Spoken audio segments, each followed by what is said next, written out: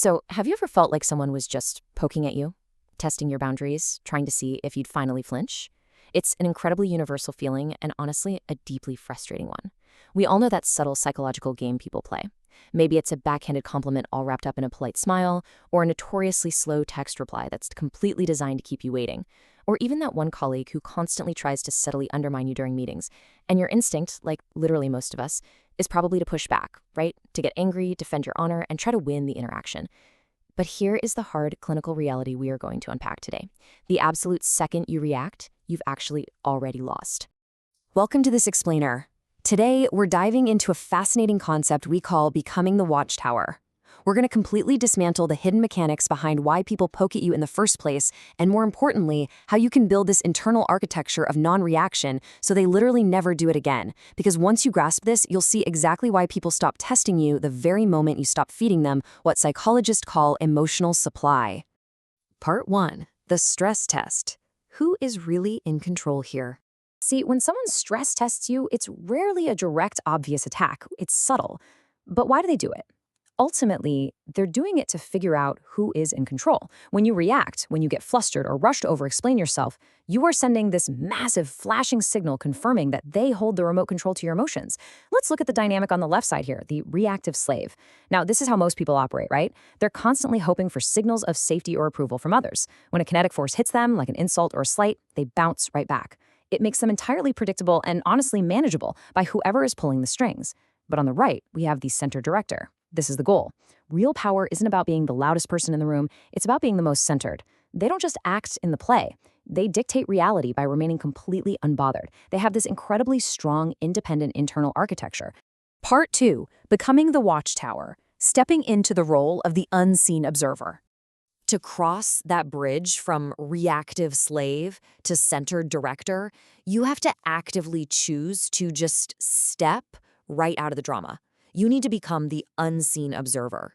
And we can understand this perfectly through a brilliant architectural concept known as the panopticon effect. Picture a circular prison design. Right in the very center, there's a guard tower. Now, the guard can see into every single cell around them, but the brilliant and kind of terrifying part of the design is that the prisoners cannot see into the tower. They never know exactly when they're being watched. It creates this overwhelming sense of invisible power.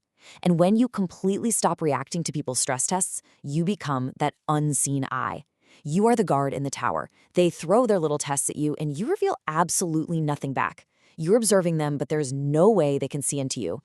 But to build this panopticon within yourself, you're going to need specific tools. You need an arsenal. Becoming the Watchtower isn't just about biting your tongue and hoping for the best. It's a very deliberate, calculated 1-2 punch designed to completely dismantle an aggressor's psychological strategy. Step 1 is the mirror of the void. Step 2 is the clinical tone. Let's break down exactly how this sequence plays out in the real world. Step 1. The mirror of the void, creating a terrifying absence.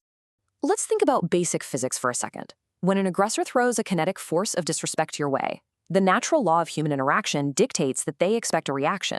They expect an echo. But you are going to break their laws of physics by offering a terrifying absence. We call this ontological shock, which is a fancy way of describing a state of profound disorientation. Imagine taking a heavy baseball and hurling it against a brick wall, totally expecting it to bounce back. But instead, the ball just passes straight through the wall into a black hole. It's incredibly disorienting, right?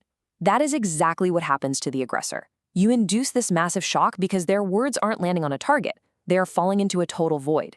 It actually makes them begin to doubt their own mass and their own significance in the interaction, simply because they're getting zero feedback. So how do we actually execute this? Well, the most underrated weapon in your entire arsenal is the number 4. 4 seconds. If someone insults you, undermines you, or tests you, whatever you do, do not defend your character. Instead, give them this heavy-lidded, completely unbothered gaze like a sphinx and hold total silence for 4 full seconds. Just count it out. 1, 2, 3, 4.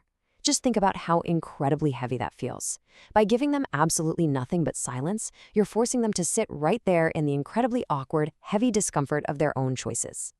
Step 2. The clinical tone. Time to diagnose the patient.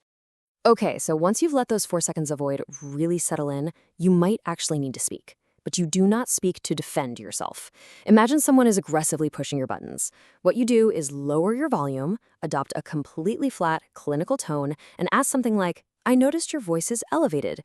Does using that tone provide you with some relief?" You see what happened there? You aren't fighting them, you're observing them. You are treating them exactly like a scientist watching a lab rat trying to navigate a maze. By narrating their process instead of engaging with all that emotional content they're throwing at you, you instantly strip their behavior of all its power. Part 3. Surviving the extinction burst. Weathering the surge. Now, I have to give you a serious warning about a trapdoor here. When you deploy the void and that clinical tone, things are absolutely going to get worse before they get better. You are going to trigger what's called an extinction burst.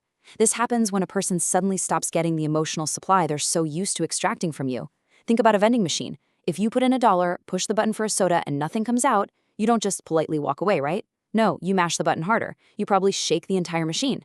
The aggressor is doing the exact same thing. This right here is your ultimate stress test. They are desperately seeking the biological narcotic of your emotional response, and when you withhold it, they will initially get louder or more aggressive just to try and force that payout. This is the crucial moment where you must remain that solid obsidian wall. Because if you cave during the extinction burst, all you've done is teach them that if they just push hard enough, you'll eventually break. But if you hold firm, if you completely refuse to provide that reaction, a beautiful thing happens. They realize their efforts are completely wasted. Predators don't waste energy on targets that don't move.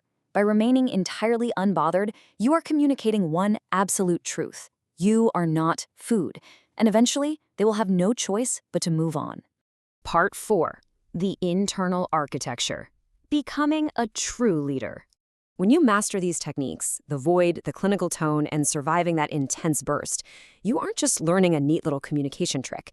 You are fundamentally rebuilding your entire internal landscape.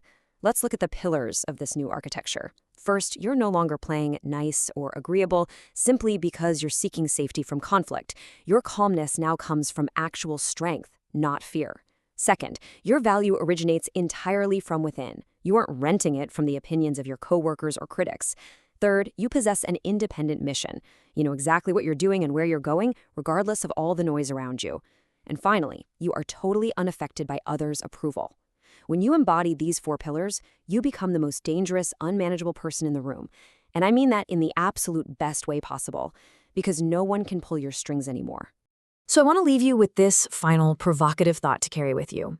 Build in silence, emerge in force. You now know exactly how to stop being managed by the noise of the world. You understand the invisible architecture of reality. So the only question left is, are you ready to step into the Watchtower? Are you ready to stop echoing the chaos around you and instead let their stress tests just fall totally into the void? The throne is empty. It's time to step up and take it.